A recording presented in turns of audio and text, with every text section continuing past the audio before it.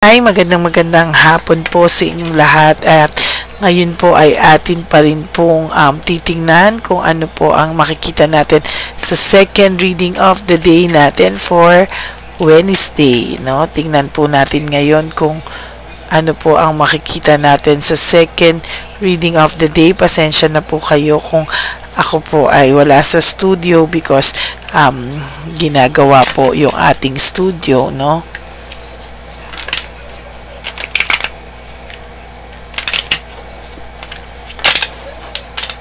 Ano po kaya ang makikita natin sa second reading of the day today?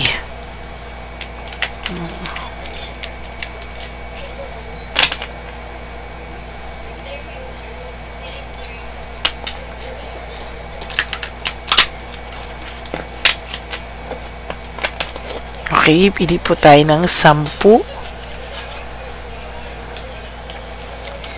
1, 2, 3, 4, 5, 6, 7, 8, 9, 10.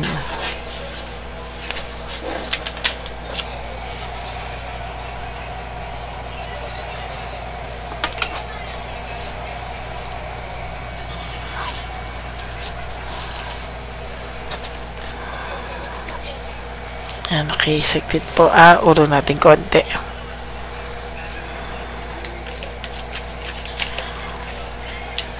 Pasensya na po. Ako ay wala sa studio.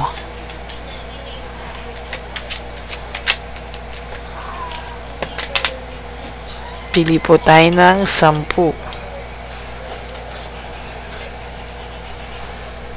Okay, 1, 2, 3, 4, 5, 6, 7, 8, 9, and 10.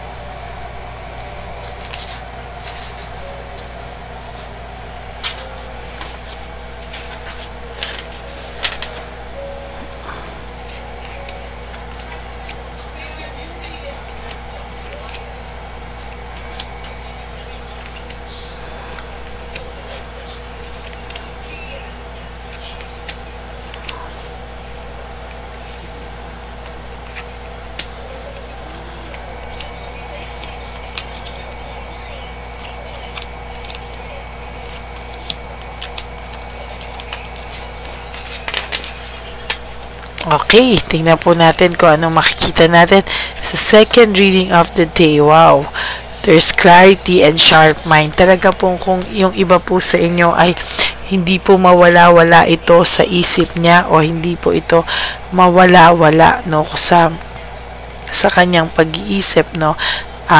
Maybe because this person is also thinking of you. Parang ang sinasabi niya po ay hindi na po niya maibabalik kung ano man ang nangyari kahapon. Pero wala po siyang lakas ng loob para tamain sa ngayon kung ano yung mga maling ginawa niya. So ngayon parang pinapanindigan niya po kung ano man yung mga maling nagawa nito, pero hindi rin po, alam niya rin po sa sarili niya na mali ito, no? Alam niya po sa sarili niya na mali ito. Beginnings and fresh start, no? Sa totoo lang po, ang taong ito ay gusto po magsimula kayong ulit. Gusto po niya ay gusto niya pong makita, no, kung ano po yung magiging buhay. Halimbawa kung babalik kayo sa dati, parang iniisip po nito na kung maibabalik niya lang yung mga nangyari, hindi niya po gagawin sa iyo ang lahat ng ito. Pero somehow alam niya po na nangyari na the damage has been done, hindi na po ito mababalik pa, no? Pero ang iniisip niya po, ano po ba yung mga tamang moves na gawin niya sa mga susunod na panahon para po makabawi sa iyo, no? Para po maalis sa isipan mo lahat ng sakit, lahat ng pagsisinungaling niya. And as a matter of fact, alam niya po this time ay mahihirapan na po siya sa iyo. No? Mahihirapan na po siya sa iyo, mahihirapan na po siyang papaniwalain ka. There's fear, sadness, and loneliness. Sa totoo lang po, ang person na ito po ay talagang may takot, no? May takot po siya sa mga susunod na panahon, kung yung mga susunod na panahon ay pwedeng ma-inlove ka na daw sa iba, pwede ka na daw lumayo sa kanya ng tuluyan, at pwede niya nang masabi na sa mga susunod na panahon ay panay galit na lang ang maramdaman mo sa kanya. Takot na takot po ang person na to na ang maramdaman mo na lang ay galit at wala ng pagmamahal. Yun ang title natin, ano?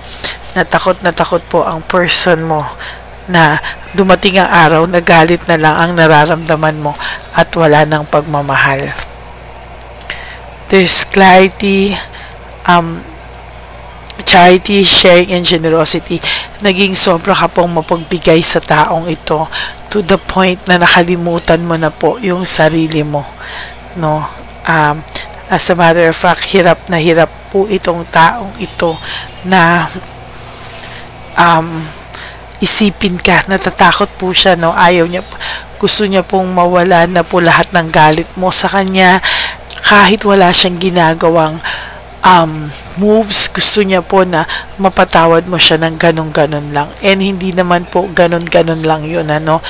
Nasaktan ka po kasi ng sobra sa taong ito, at sa nakikita ko po, parang ayaw mo din po na ayaw mo na rin po sa kanyang humabol, pagod ka na rin po humabol, pagod ka na rin po sa kanya, kaya somehow naiisip mo po na mag-move on na talaga sa taong to, at nararamdaman niya po yun, ano?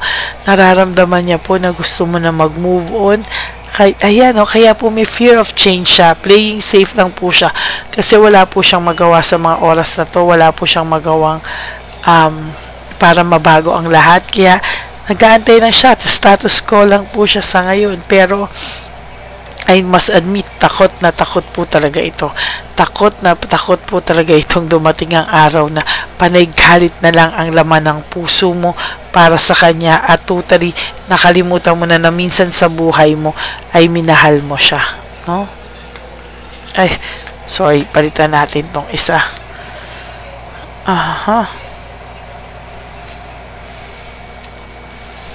Ayan, talagang naging selfish ang taong to, no? Pero ang masama kasi dito, talagang ikaw pa yung sinisi niya, eh. After ng lahat, talagang ikaw pa yung sinisi niya, no? Hindi maganda, na sa lahat ng to ay makikita na ikaw pa rin yung nagkaroon ng parang kasalanan. Ikaw pa yung, to justify yung mga ginawa niya, ikaw pa po talaga yung naging masama sa paningin ng iba, sa paningin niya, sa paningin mo, sa sarili mo. Ikaw po talaga yung lahat naging masama. No? Ang inambisyon mo lang ay magkaroon ng isang tahimik na buhay, may magtaong magmahal sa iyo, maging masaya ka. Pero ayan po, ang nangyari po ay talagang masaklap, no? Talaga ang nangyari po dito ay parang ang pakiramdam po ay talagang parang nag-fail ka sa lahat, no? Yan ang pakiramdam mo, na parang wala ka ng tamang nagawa, lahat kasalanan, lahat mali, no? Meron talagang deception, insecurity, and tactics, no? Sa panahon ngayon, parang ang nakikita ko dito ay lahat ng strategy, lahat ng style, lahat ng tactics, ginamit po nitong taong to para makapagsinungaling sa'yo, para mapakita sa'yo na hindi ka parang ikaw lahat ang may kasalanan kung ba't kayo nagkahiwalay, ikaw yung para to justify lahat ng ginawa niya, ikaw po yung pinasama niya, sa totoo lang, no? Very disorganized naman ang buhay niya ngayon, and overwhelming lahat ng ginagawa niya ngayon, pakiramdam niya siya naman ang failure, no? Simula po nang nawala ka sa buhay nito, to tell you honestly, naramdaman po niya, no, na parang siya na yung may kulang sa buhay niya. Naramdaman niya po na parang siya naman yung nakakaramdam ng doubts sa sarili niya. Bakit ganito kalungkot yung buhay niya? No, hindi po siya nag-isip no, talagang hindi niya pinagdesisyonan ng tama no, lahat po dito ay quick decision lamang. Kung makikita nyo, lahat po dito ay pawang desisyong pabara-bara o bara-barang desisyon lang, no? Yan o, jealousy. Nasa nakikita ko dito, punong-puno ng pagseselos. May selosan sila. Wala po silang tiwala sa isa't isa ni Chabelitang Palaka or ni Shokoy. Talaga po, ang isip po nila ay laging may doubt sa isa't isa. Why? Yan po yung multo nila ng kahapon, ano. Yan po yung lagi po silang hinahabol ng multo nila na dahil nagawa nila sa iyo, talagang magagawa mo rin sa kanila or gagawin din ng person mo kay Chabelitang Palaka. So, lagi po silang praning na praning, no? Kaya dumarating po sa point na alam po nila maghihiwalay din sila. Kaya natatakot yung person mo na makamove on ka Kasi sa totoo lang po, natatakot po siya na one day, paghanda na siyang gumawa ng moves, pagka naramdaman niya na talagang hindi niya na kaya at ready na siyang bumalik sa'yo, natatakot po siya sa totoo lang na baka daw,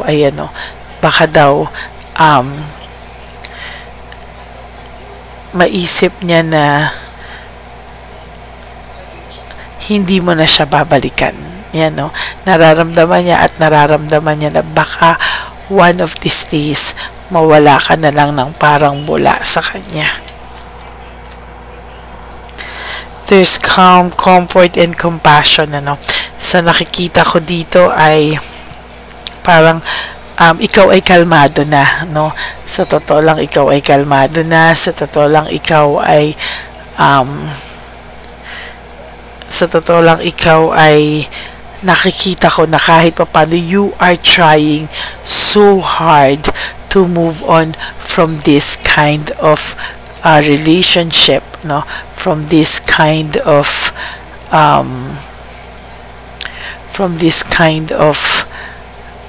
situation, ano, na parang hindi mo na kaya din na balikan lahat ng sakit, and somehow you are trying to move on from this pain, from him or her, no? Tama yan, ano, tuloy-tuloy mo po, kasi the more kang lumalayo, the more po siyang lalapit sa'yo. The more po na hindi mo na siya pinapansin, the more po siyang magpapapansin. At the more na ayaw mo na sa kanya, dun po niya marirealize unti-unti yung worth mo na hindi niya po inintindi at pinahalagahan. Ayan, no, may doubts po sila, no? May difficulty silang magtiwala sa isa't isa. Meron po silang trust issues sa isa't isa.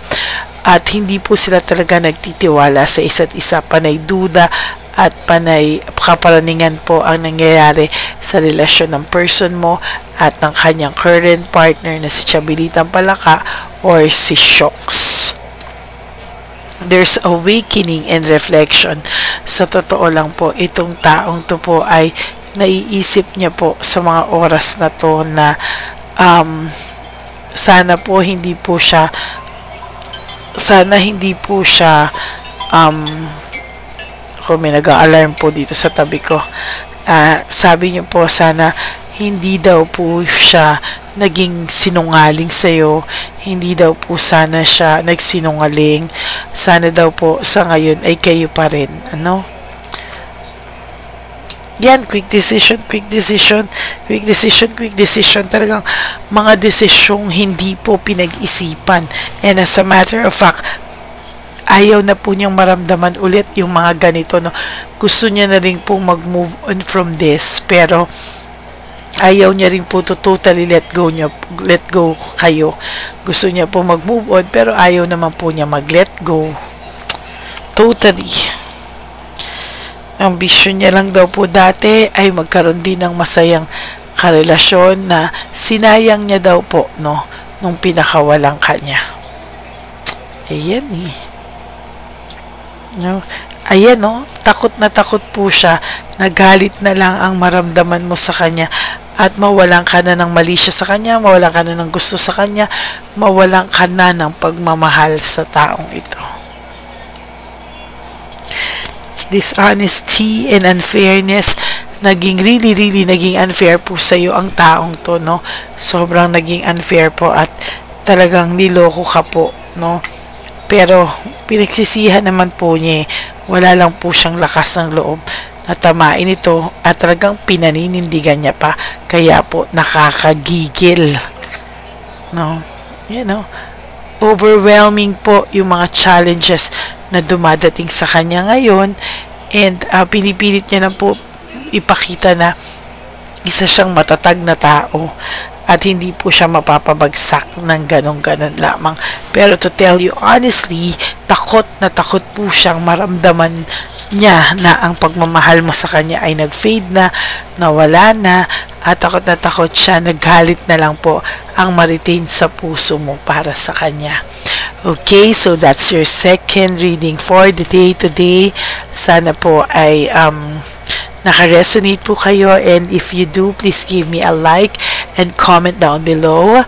At sa hindi ko pa po subscribers, mag-subscribe na po kayo. At i-hit niyo po yung bell button para lagi po kayo updated sa ating latest na videos, ano. And para po sa mga iba dyan na gusto pong malaman kung ito po talaga ay inyong mga energy, pwede din po kayong magpa-private reading sa akin sa Lady Lee Elena, that's Ladyly Elena. Nasa dulo po yan ang ating video. Diyan nyo po ako pwedeng makausap or kontakin. That's my only legit and official FB account.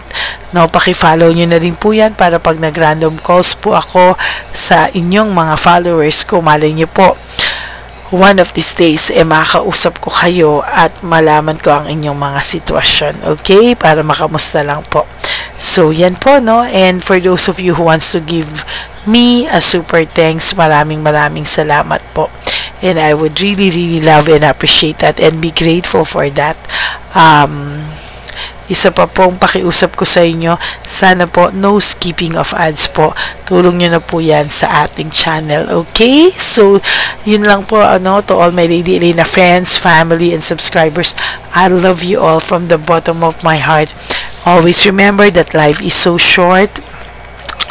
Don't make it shorter by stressing yourself from all the pains and heartaches na binigay sa inyo ng kahapon. Always be happy and surrender everything to the divine universe. Just let go and let God write your life and love story. Have a happy heart, everyone. Huwag po kayong masasad. And yun nga po sabi ko, surrender nyo lang po lahat. Okay? May God bless you all. I will be back for another set of reading. Huwag na huwag po kayong malulungkot. Magbibigay po ulit ako ng reading sa inyo. And I hope mapanood nyo na po yung first reading of the day. Pinost ko na po pareho para po mapanood nyo na po pareho. Pero sana po, yung first reading, bago nyo po panoorin to, mauna nyo muna pong panoorin yung first reading of the day na masyado siyang naging makasarili, kaya binabalikan at sinisingil siya ng tadhana. Sana po napanood nyo na po yun bago nyo po ito panoorin. Okay? God bless you, everyone. I love you all from the bottom of my heart. I will be back again. So, wag po kayo malulungkot. I love you all. Bye!